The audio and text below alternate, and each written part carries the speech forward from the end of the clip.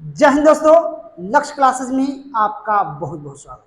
दोस्तों आज हम लोग मेंसुरेशन में त्रिभुज के कुछ महत्वपूर्ण प्रश्नों को हल करेंगे जो हमारे आगामी एग्जाम्स के लिए बहुत उपयोगी होगा। तो आइए पहले क्वेश्चन को देखते हैं। ए बी सी एक दो सेमी भुजा वाला समबाहु त्रिभुज है।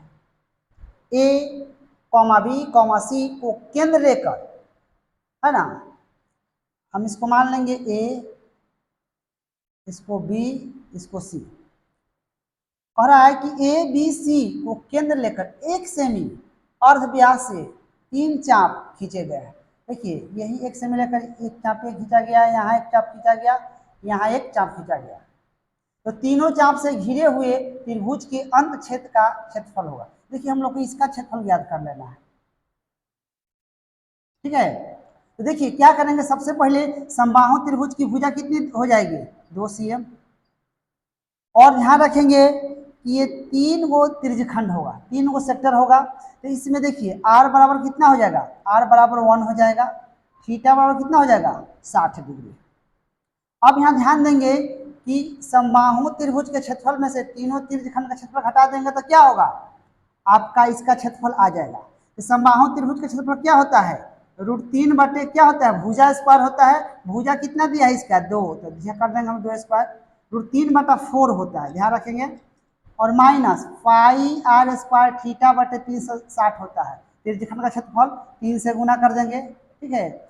अब यहाँ ध्यान दे देंगे हम कि यहाँ कितना हो जाएगा, √3/4 गुने यहाँ 4 हो जाएगा, माइनस यहाँ हो जाएगा आपका पाई, आर का मान कितना है 1, तो 1 गुने हो जाएगा 1, थीटा का मान कितना है 60 डिग्री, अब बटे 360 गुने हो जाएगा 3, कितना हो जाएगा 6 का 36 हो जाएगा, ये आपका 3 गुना 6 हो जाएगा।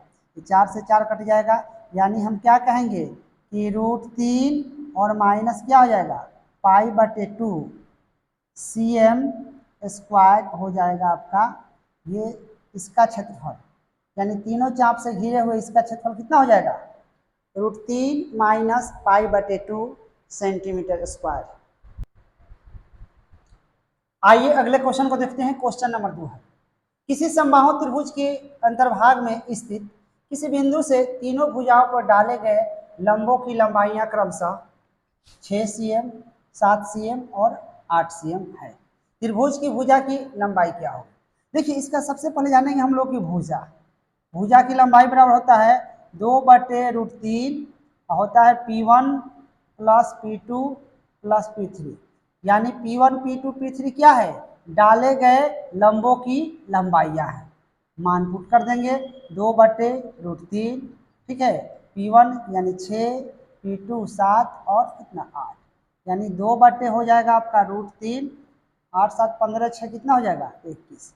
इसको हम ऐसे भी लिख देंगे 2/√3, इसको हम लोग 7 और √3 और √3 21 के लिए लिख सकते हैं। इसको काट देंगे, यानी 7 दूना क्या हो जाएगा 14 √3 cm, ये हम लोग का हो जाएगा आंसर।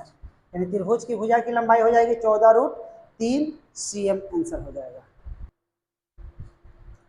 आइए अब देखते हैं क्वेश्चन नंबर 3, किसी समबाहु त्रिभुज के अंतर क्षेत्र में स्थित एक बिंदु से उसकी भुजाओं पर डाले गए लंब, एक बिंदु है इसकी भुजाओं पर डाले गए लंबों की लंबाई है 3 cm, 4 cm और क्या है 5 cm है।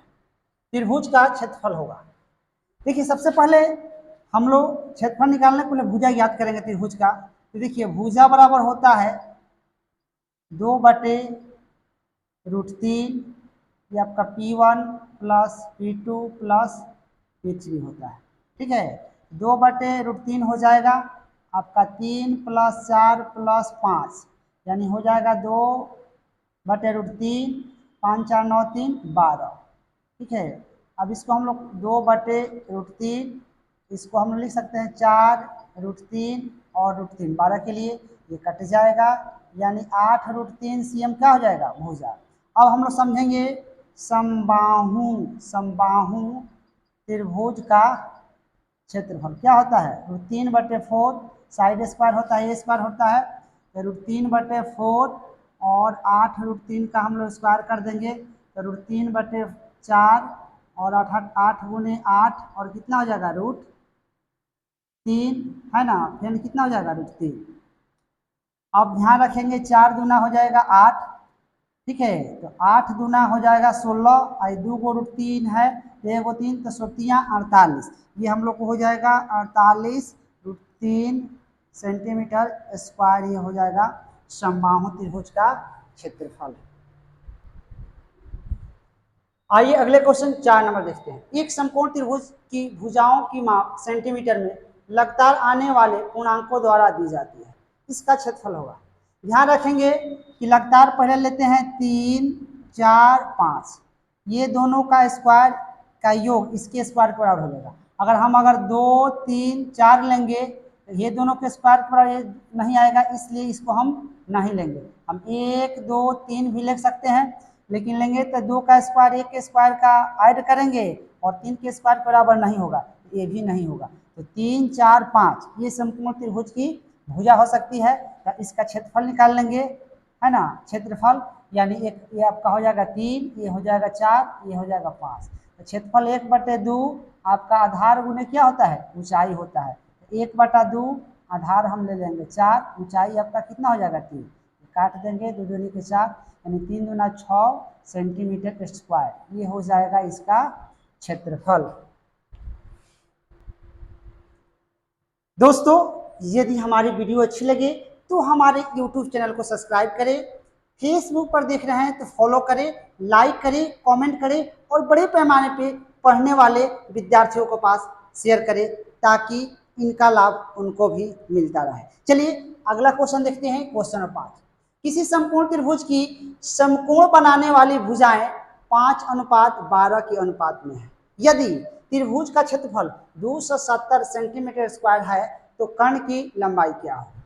ध्यान रखेंगे हम लोग कि ये 5:12 दिया है, P हम मान लेंगे 5x और B मान लेंगे कितना 12x, ठीक है।